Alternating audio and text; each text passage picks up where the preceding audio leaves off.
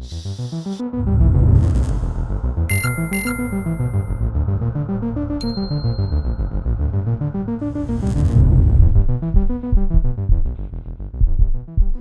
right, guys, we got the replacement coil, ignition coil.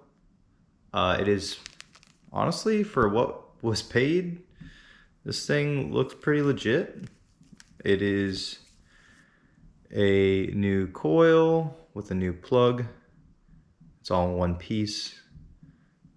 Super snug fit on the plug itself. So we're good to go. We're gonna try to install this thing and see if we can get some spark. One thing I did notice is this is the output from the CDI, which goes to the ignition coil. That is gunked up. It is bad. I think what we're gonna do, let's see if I can zoom, narrow in on that. What I'm gonna try to do is push this heat shrink all the way up, clip this piece off here, and then put a new spade terminal on it, same size, and heat shrink another heat shrink it up, keep it a little bit more waterproof, watertight, and see if that fixes it. We don't have the clutch sealed up as of yet. I'll need to put the Kickstarter back on to actually try to test for spark. In addition to that, I will also need to make sure this shifter arm is secure on there. I did have to take this off to pull the shift shaft out. Pull the shift shaft out to put that spring back on properly and make sure it's good and tight. Basically what that was is this shaft wasn't seated all the way back there, which means the pin in the center of the two legs was not protruding enough, so it wasn't creating tension on the spring. So that's good to go now. We're just waiting on the gasket to come so we can seal this up. I will have to torque this down as well, so I'll have a friend sit on it while it's in gear, and then I'll torque that to 65 foot-pounds. We'll be good to go. So let's do the ignition coil. Just bolt that up there and trim this up, make that look better. I'll see. So this is the CDI. This is the power output, I guess you would call it, to the ignition coil. We're gonna chop it. Let's go ahead and do that. Right before the boot. And that's gone, just like that. Nice and easy, right? And we'll go ahead and strip this insulation back. Let's try it like this. Okay, that wasn't super clean, but you know, there we go. We got some copper. Okay, now what we need to do is put this spade connector on it, crimp it down. I'm using these crimpers to crimp the spade connector. We're going to use the 16 to 24 crimp and see if that'll do it. So what we'll do, oh shit, I forgot the heat shrink. Hang tight. There we go. This is just going to allow me to get more of the insulation. Yep, that's what I want right there. Okay. That looks good. This heat shrink, honestly, is more so just going to provide some strain relief. So what we're gonna do, grab the crimpers here.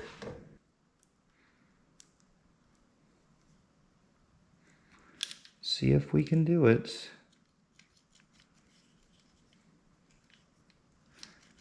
I can't even get the damn thing in there. Okay, there it goes. And oh yeah, that's a solid crimp. That one felt good.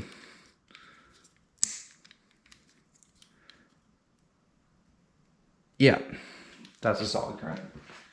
Now, I mean, I don't have a blow dryer out here, a heat gun, so you use some heat one way or another. You're not going to damage anything. It might blacken it a little bit, but a little seasoning is good for everything, right?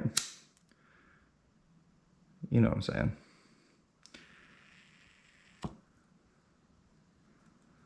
And a little good measure there. That's solid. I feel way better about this connection than I did the last one. Okay. All right, so now we're good to put this wire. So we've got a black wire for ground, obviously, which honestly, that thing is caked as well. That looks like a horrible ground. We're gonna clean that up. And then you can plug this into the ignition coil directly. Okay, so for the ground, I don't know if you can see that, but it's nasty. So I'm just gonna spray it with some electronic parts cleaner.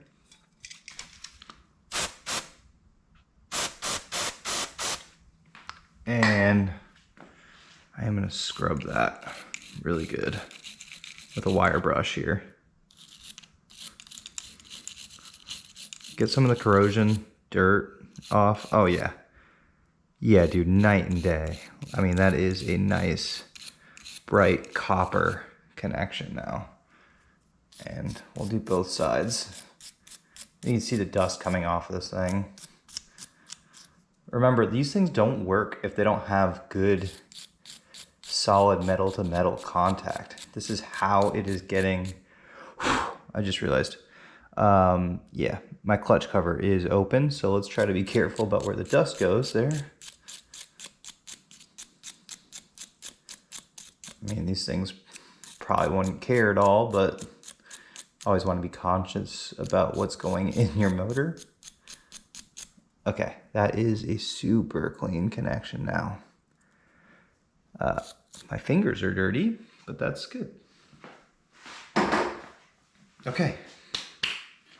So now, take the ignition coil, and then this just gets mounted right in there.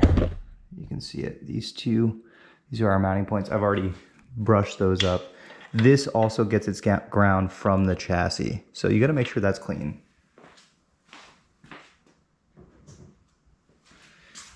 As well as the bolts. Let's make sure the bolts are clean.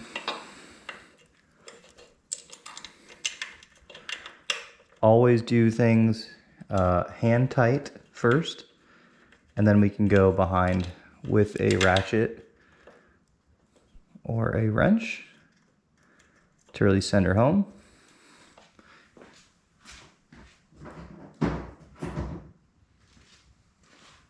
But like, see this bolt, that bolt is not a good bolt. No way. So we will clean that up with a brush. I'll do this off camera. All right, that's good. And we will thread that in again by hand till it catches. You can spin it freely. And then we'll send her home with a ratchet.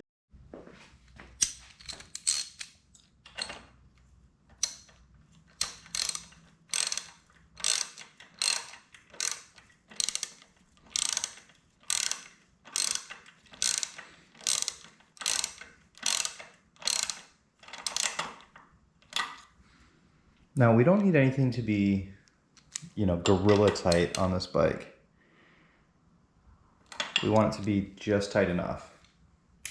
Don't have to go crazy. Should be able to spin the attachment and then give it a few a few more from the, with a little bit more leverage. And I'll give it a wiggle test. And then as a dad, you're required by law to say that's not going anywhere. And yeah, now we're good to go, right? So this wire that we just put a new spade terminal on will fit really snugly on that spare terminal, or whatever the hell, spade terminal. Oh, okay. Guys, this is why we're doing a live here. We got to put the grounds on. There's two grounds. There's one from the kill switch, which is what this is. And then there is the actual ground wire from the CDI. So pull the other bolt out.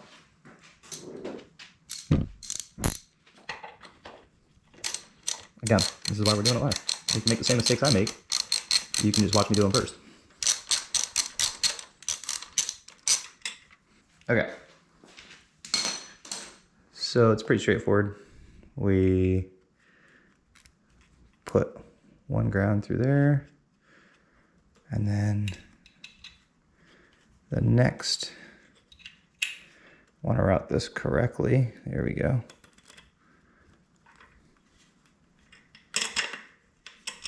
And again, finger tight. I'm not sure if you can see very well, but it's going in there.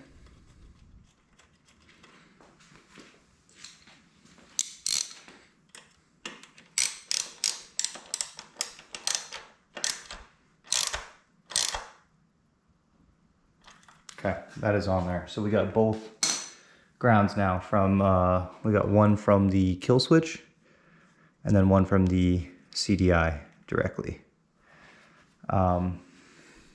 Okay. Now here is our boot. Our boot, it's super nice in there. I have a feeling we're gonna get a really solid spark now. But here's hoping. So route that to the spark plug. Take you over here. Check out my son's sweet ride. This thing, it's got some torque to it, honestly. Check this thing out.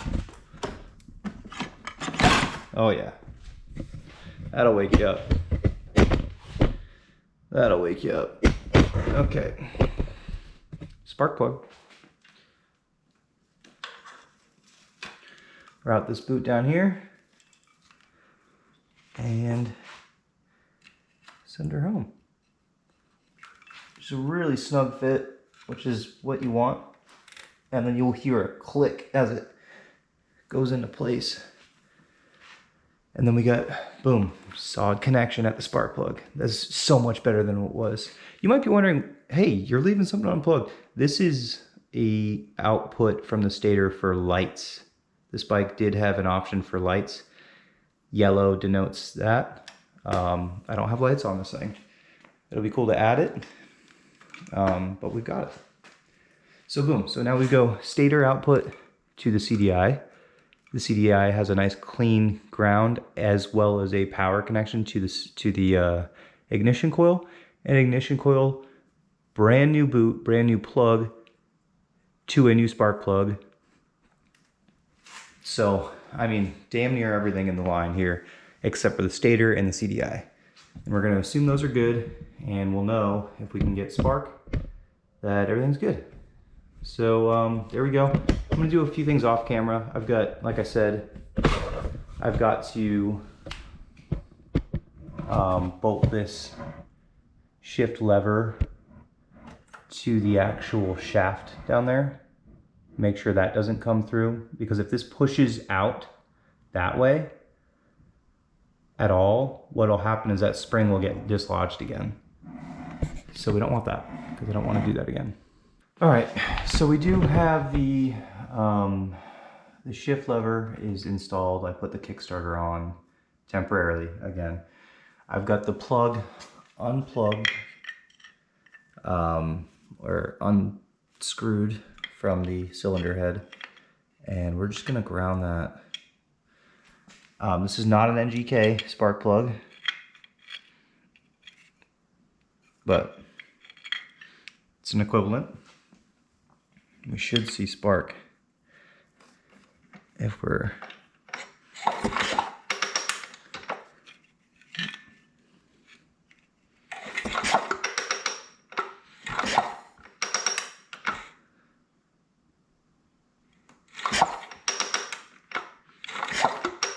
I can't tell.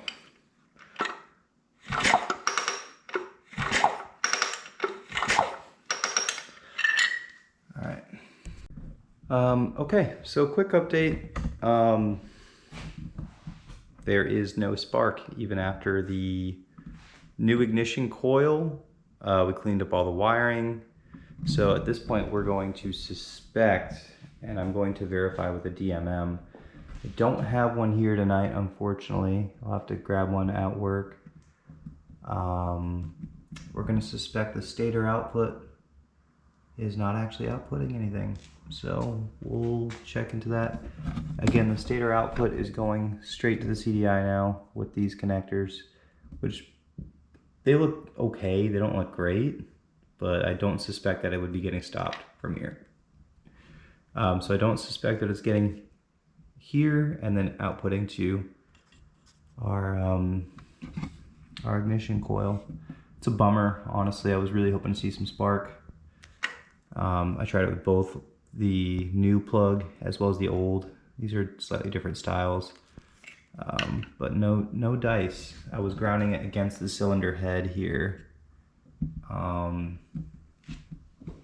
No spark.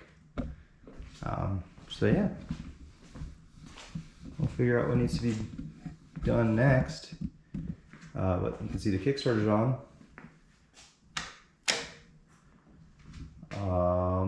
So yeah, we'll keep on going, see if we can get some type of spark here in the near future.